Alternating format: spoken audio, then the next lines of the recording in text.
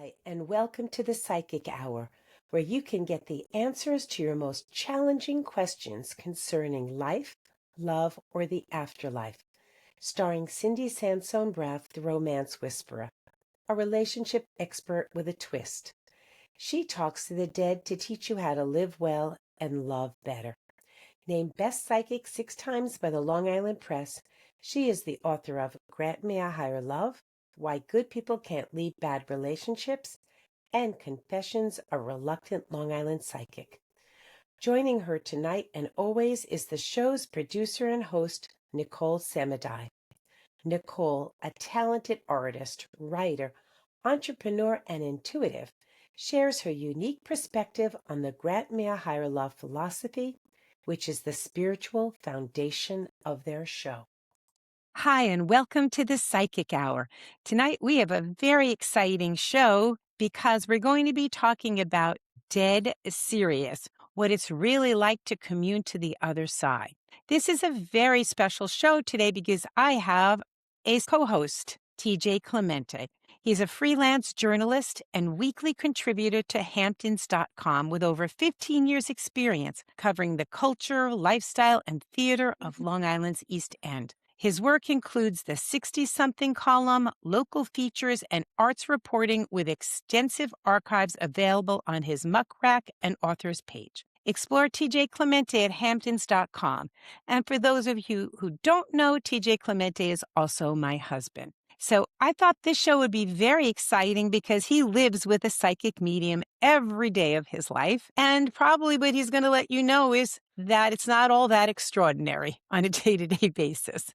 So TJ, what made you want to come on the show tonight and help me out? Well, I've been watching them and they're so wonderful. I thought I'd like to participate. All righty then. And you do live with me on a day-to-day basis. So you're going to be the one that's going to be asking some probing questions since this is what you do for a living. You've interviewed some pretty famous people, by the way. So I feel honored to be interviewed by you. Maybe you could share with our listeners some of the people you have interviewed. Well, thanks for asking that question. It goes from someone like Tony Orlando, Wayne Newton, or musicians like Denny Lane or John Sebastian to political people. I never really ask you these questions because when I first met you, I always said I didn't understand it, but I'll respect it. I mean, everyone always has some psychic moments in their lives, but when did you first realize that you were, in fact, a psychic? Okay, I didn't sit under a bodhi tree waiting for enlightenment, and I wasn't really thinking of being a psychic medium.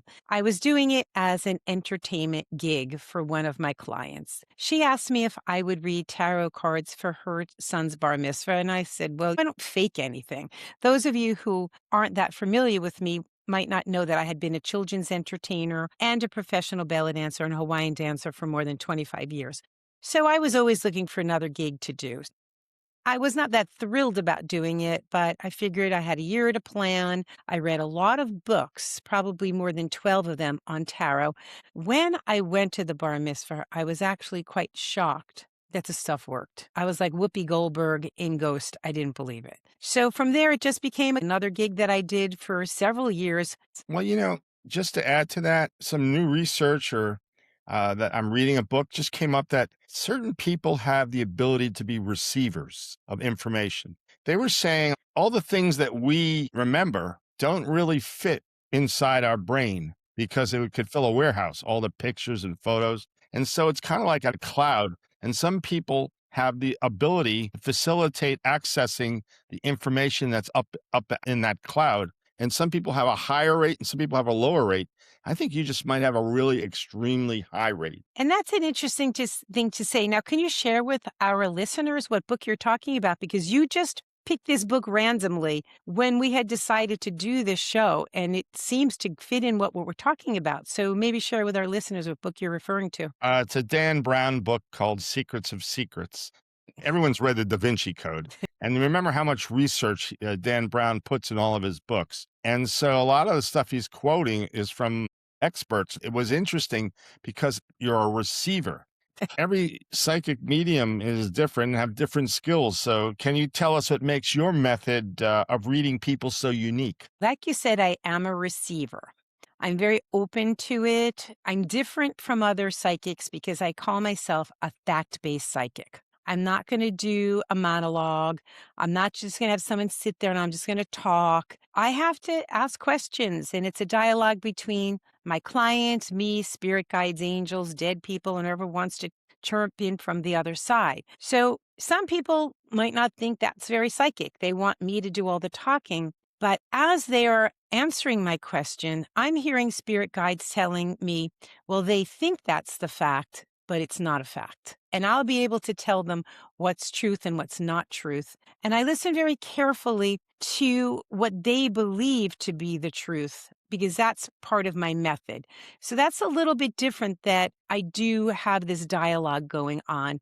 But I think what makes me also a little different is because I didn't have this ability until I was 42 years old. I spent 42 years of my life without being a psychic. So it's made me have both ends of the spectrum here. And also, I have a unique ability to shut off the extraordinary psychic ability, which a lot of psychics can't.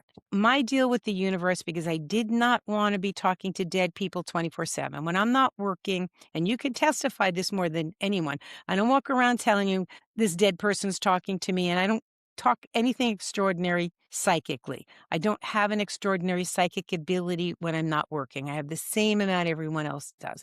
But when the tarot cards are in my presence, spirit's allowed to speak. So I think the ability for me to turn it on and turn it off is rather unique, because a lot of psychics that I know can't. It just comes to them all the time. TJ, by the way, is very psychic in his own way. He wanted me to listen to part of the book on Audible that he was listening to today. And he said, the part was that separation is an illusion. And that is something that right before I came up to talk to him, my friend Jane, who had passed away, used to always say that to me. And I heard her say it right before he made me listen. So you could see he's a pretty good receiver also of psychic ability. So TJ, I wanted you to be the expert witness. When I am not working, do I run around talking to you about psychic stuff as a rule? No, you quite honestly, you're picking up after me. No, more serious note, you're actually doing a lot of research. You're a playwright.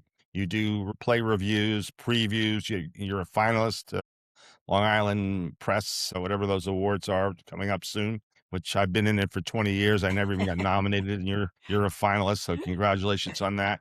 But I wanted to mention this. We all have dreams, and we don't always remember our dreams. Yeah. But it was only when I heard you telling someone else that sometimes your deceased people come to you in your dreams that I realized that I would always have a dream like my dad would be sitting on a bench, and I would sit down next to him and I would start talking about what's going on. And then at some point I would realize, wait a minute, he's gone.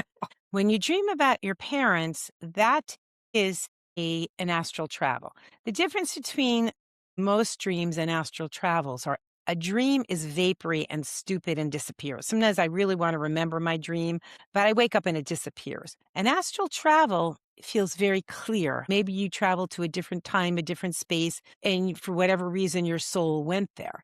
The interesting thing about dreaming about dead people or deceased relatives is that it's a virtual reality, that our soul has to leave our body. It's attached with a long cord. We don't get lost in space. And they have to travel almost a mutual distance. And they could make it look like anything. They could make it look like a bench. They could make it look like our childhood home. They could make it look like nothing.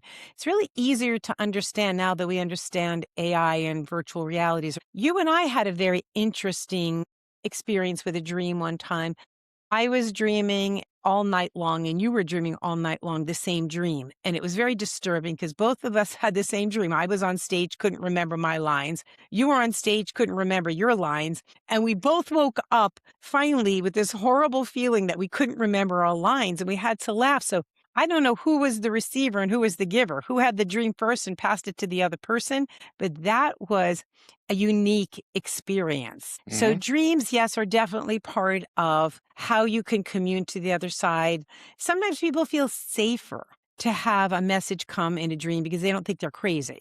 To hear a message clearly when you're not sleeping can make some people very frightened. So the spirit will sometimes come in the dreams. And that's something to pay attention to. And as I've always told you, I like to sail at sunset at night out in Gardiner's Bay. And I'm out there a lot of the times alone. And you look at the amazing sunset Oh, sky yeah. with all the clouds and the beautiful colors. It's almost as if you can feel the souls of everyone who ever lived and everyone who ever will live. Because the power is up there. The energy is just that it's just so expansive. Sailing, you're going to get some signs from the other side. You're Hmm. going to spot a butterfly because they give us some signs, dragonflies, sometimes a cardinal. I'm way out in the middle of nowhere, and a monarch butterfly comes down and lands on the boat. I did want to pivot, and I wanted to ask you, how do souls in spirit actually communicate with you? They do give me some signs, but that's not the main way. Getting a sign like finding a feather or a coin, something that's concrete, that would mean the soul and spirit came down to visit. What does that mean? We have an energy body. We have many energy bodies, by the way. No one knows how many energy bodies we have. It's kind of argued in esoteric circles, 6, 10. I tend to think we definitely have at least 4, one that corresponds to the mind, the heart, the soul, and the body. But when we first die, we have a very dense energy body that's still there. It's an exact blueprint of our body. And some people can see it as a poltergeist or a ghost. It's an ability to see that. But when they do cross over, it's slightly lighter than that. I can tell how long people are gone when they come to speak, because those that are gone less than 5 years tend to have their energy body still with them. And they're Mm, fairly dense. They like to walk around, feel like they're sitting. It's mm, hard to let go of being human. So you kind of feel like yourself, but no pain. So after about 5 years to 10 years, they're a little bit lighter. 10 to 15 years or even lighter. 20 or more, they're vapory light, feathery light. So signs like a butterfly, they don't become a butterfly. They chase a butterfly with their energy body, push it, make it land near us. When we find a feather in an odd place, it's just letting us know they were here. They were visiting. Sometimes they want to let us know that they're protecting us. When we find a dime, it could mean rejection is protection. We heard what you were asking us. You wanted a particular job, but we know that wasn't right for you. So we didn't get it for you. So a dime is call us again. We'll ask a different way. Say, I want a job that serves my higher good. So signs are a basic way, but it's not really a big way that I get things. They ghost my mind. And they do it for all of us. They put a thought in our head, and the thought is very clear. I have an inner knowing that it's not my thought. We all have this when we're children, by the way. Up until the age of 3, children can see spirit as clear as you and I. They could see their deceased grandmother. They could see a spirit guide. It's why they're very brave. I used to call them wonderful ones, terrific 2s, because they were so brave. Terrified 3s, because 3s no longer have the ability to see spirit, and they get stranger anxiety and separation anxiety. They can hear them, though. A dead grandmother will say, I can't reveal myself to you anymore. You can't go to preschool and start saying you're seeing dead people. It's not going to go over big. You're going to hear me as a separate voice. I'll still be there. But we lose the ability to discern the different voices by the time we get 5 or 6. We've all had the experience when we're driving and we hear a voice say, slow down. And, we're not speeding. Why should I slow down? But we will slow down. And around the curve is a deer or a dog that we would have hit had we not slowed down. That was not our thought. We did not have that thought. I'm just a little more aware that some of these thoughts are not my own. What I've come to realize in the last year, since we're all able to read energy now, is that it's a higher vibration of energy. It's a higher thought. It resonates with a higher vibration to me. And so they ghost my mind is one way. They put thoughts in my head. 2, they play my brain like a piano. They'll press a part of my brain where a memory lies, and they'll say, I'm like that person that you knew. I'm like your mother. And it gives me a volume of information by pressing that. It's also the way that souls and spirit may give us a scent. We may smell cigarettes or their cologne. They're just pressing the part of our brain. They're down on earth when they do that, pressing that part of our brain where the memory of that scent lies. So they're playing my brain like a piano. Sometimes they'll spell out a name across the back of my room, and I'll see that. But mainly it happens because the dialogue between my client and I will open a vortex. And then I will hear a spirit saying, that's not true, or this person is going to rob them, they're scamming them, they're lying to them. And so I've learned to discern it from my own voice because it's very clear. And we all get this. We've always had it. It's not a unique skill. It's just like anyone who trains for the Olympics, they're training regularly. Because I do so many readings a week, I'm trained and it keeps me really able to hear things quickly. So I've done so many readings, and the abilities that I have now are infinitely greater than the ones I had 30 years ago. Because you have to be tested, you can't abuse it. I have to do the messages as they're delivered to me. I can't censor them. I will telepathically warn someone who has crossed over, who is lying. And people sometimes can't believe that just people die and they still lie. Oh, they do. I didn't know that 20 years ago. I know it now. I can ascertain a lie very quickly. Well, I will telepathically warn them, I'm going to deliver your message, but that's a lie. And I'm going to have to tell them it's a lie. I think this was a really interesting show because we're talking about anyone could learn to hear the other side. How would you start with one person that you miss the most? If it's your mother, a soulmate, a friend, they're usually the ones assigned to help you learn how to commune to the other side. So you could ask them, I'd like to get a clear sign from you today, but be open to it. You can't ask for that and then just forget about it. And keep a little journal and write down what you're hearing because it will help you hone your abilities. Just listening to a show like this, don't be surprised, TJ, just being in this. Tomorrow you might get a lot of signs from the other side. Pay attention to it. And it's meant to be helpful. They don't want to scare us. It's not oogie. The first time I watched The Ghost Whisperers, I thought this is what I do for a living because they make it look horrifying. It's not whistles and bells and all kinds of scary stuff. It's very, very, very down to earth, actually. It's, I don't feel that I'm woo woo out there when I'm doing it. And, mhm, you can attest, my clients are extremely intelligent. They're mhm, intrigued and they're skeptical. They're very mhm. educated. Well, so are you. But what about this tarot card of the day that you've been doing now for about a year or two? Now I've been doing it since Sense of it. 2020. I don't want to take credit that it might have been my It idea, was your idea. It but was. but the thing is that, first of all, do you recommend people buy tarot card decks, read the book, and start studying and flipping the cards and seeing the magic within the chance of turning the cards that's been going on for thousands of years? And then on the other side of the coin, what are some of the messages you've received about your tarot card of the day?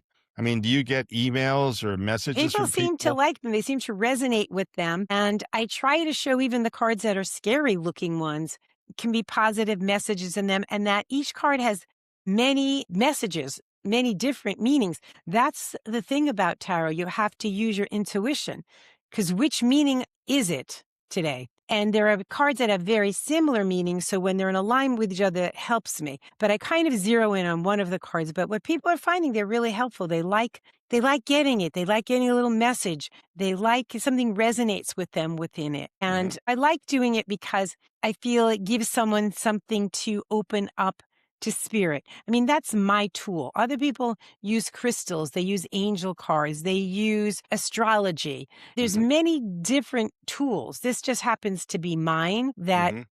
resonates with me.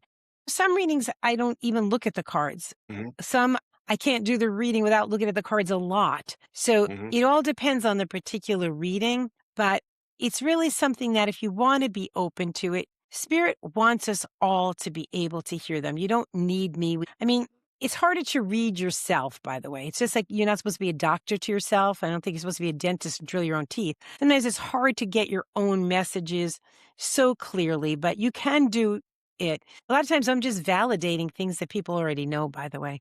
Maybe they don't want to know it, but I'm validating and giving Okay. them some sense of, yes, you heard it correctly. Now, there are all different types of tarot card decks, and you use a specific deck. Is there a reason why you use a specific deck? And there are specific reasons why you won't use other specific The only decks. deck I read is Rider Waite, because when I went to Borders, because I had to get a deck to do the bar mitzvah, and there was a lot of decks. There were probably 100 of them. None of them resonated with me. As soon as I looked at this one, the images as if I'd seen them before. So I had a funny feeling probably in a past life I had seen them. And a lot of the images are the ones that they do use on television shows and movies. But that one, the pictures are clear to me. Some of them are kind of surreal and it doesn't resonate with me. These cards really have a lot of dream symbolism in them, mythology. They're actually brilliant. They're used in literature all the time. T.S. Eliot uses it in The Wasteland. You'd be surprised how many poets use symbolism from the Rider Waite deck. So it just resonated with me. So I would say if you're going to use a deck, browse through some of them and maybe start with something easier, an angel card that tells you the meanings rather than something so complex, because you really do have to study tarot.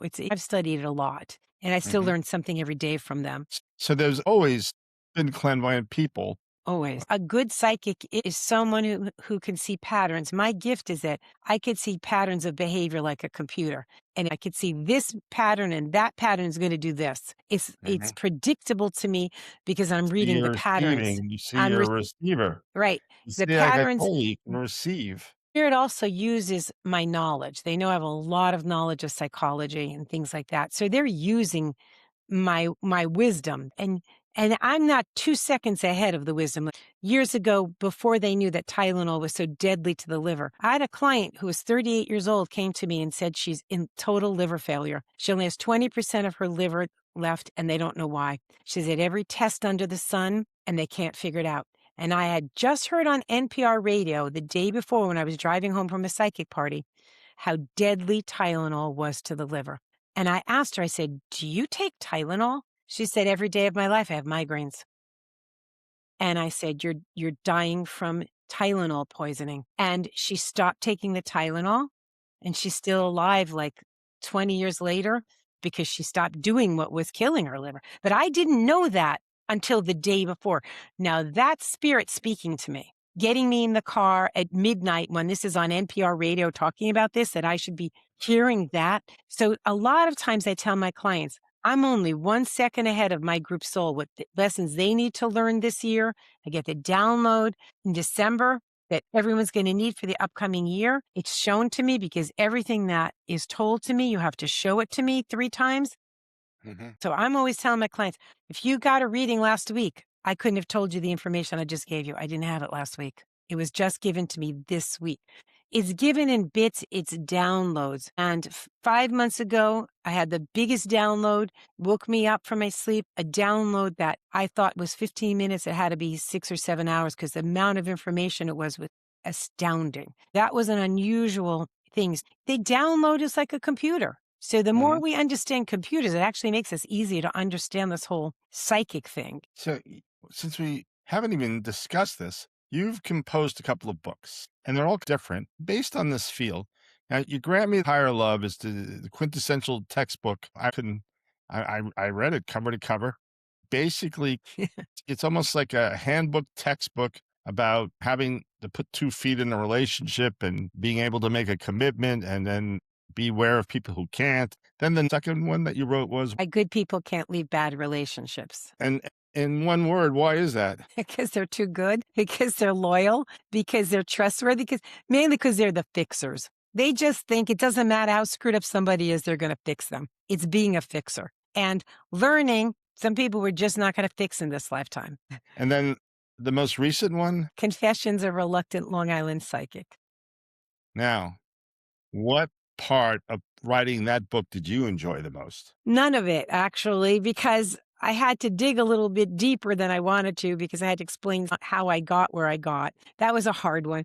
And then it was just really taking time to make it clear what I do. Verbalizing it's not that easy. So it was a hard book to write. That book then? They would want to read it because it will open up your psychic abilities. It really will. It will, and it will also tell people just because you weren't psychic when you were 6, everybody thinks if they don't have it when they're 6, then they're never going to have it.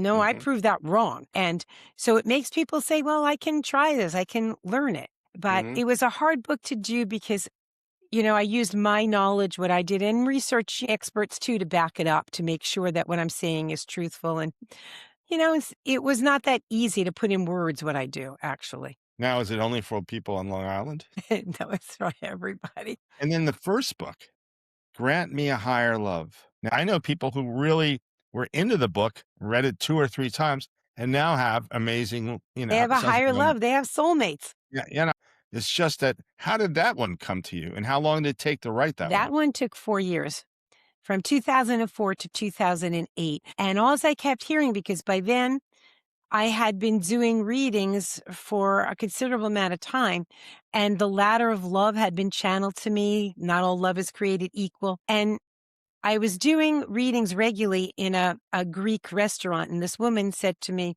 who owned the restaurant, because she would hear me talk a little bit, she would say, "You're writing this stuff down, right?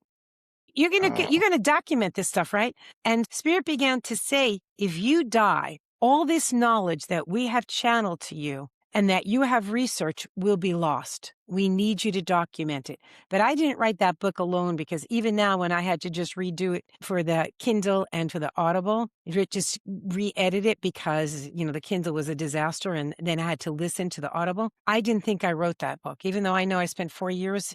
I couldn't write it now. I mean, I was like, I love there's some of, too cellmate. much knowledge in there. How many people know married couples that are cellmates? When I first met you, who knew this, would be 16 years later, married. I read it. I told you I love the thing about the commitment phobes, because at that point in my life, I had been married, divorced, but I was meeting people who were never married and never had, and they just couldn't commit. And the way you defined it, and I used to tell people that they should buy that book just to read that chapter. That chapter, the Spirit said, you have to do something on commitment phobia. And I wasn't even sure what it was. They said, because it's going to be a major epidemic in the next 2 decades. People will not commit to love. And boy, Oh, was that the future scene. I just came up with an idea right on the spot. A psychic cookbook. Yes. Everyone else has them. Yeah, yeah, the psychic cookbook. Yeah. Okay. Get your lean cuisine and put it in the microwave. Okay. So anyway, we're just about the end of our show. Thank you, TJ, so much for sharing your knowledge and for talking about the other side and what it's like. And we hope you learned a little something from this. And we will see you again in the near future. Bye, And everybody. before you close, I did Sure. want to say one thing. Before I knew you, Cindi, I used to have lots of migraine headaches, and I've been with you 16 years, and I haven't had one. And it's funny because I had a lot of migraine headaches prior to the age of 50. I haven't had any since I've known you either. Maybe that's why people should look forward to becoming 50. All right. Well, I love you, dear. And I'm not going to wait till I'm dead. So I want everyone to know I love this woman, and God bless you. Bye for now. Bye-bye.